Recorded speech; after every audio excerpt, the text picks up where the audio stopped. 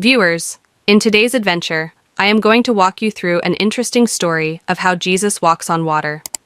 At the end of this video, kindly subscribe and share.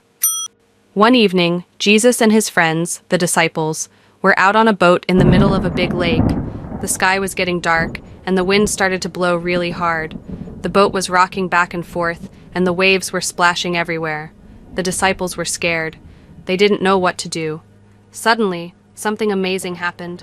As the disciples looked out into the stormy night, they saw someone walking on the water towards them.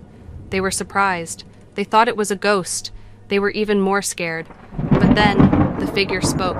It was Jesus. Jesus calls out to the disciples, reassuring them that it's him and they don't need to be afraid. Don't be afraid. It's me, Jesus. I'm here. When the disciples heard Jesus' voice, they felt a little better.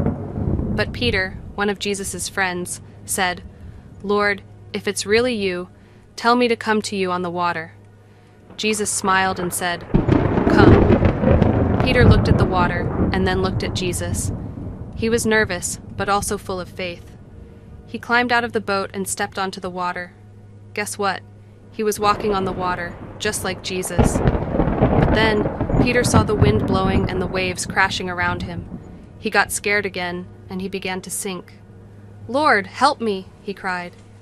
Immediately, Jesus reached out his hand, grabbed Peter, and pulled him up. "Why did you doubt it?" Jesus asked him.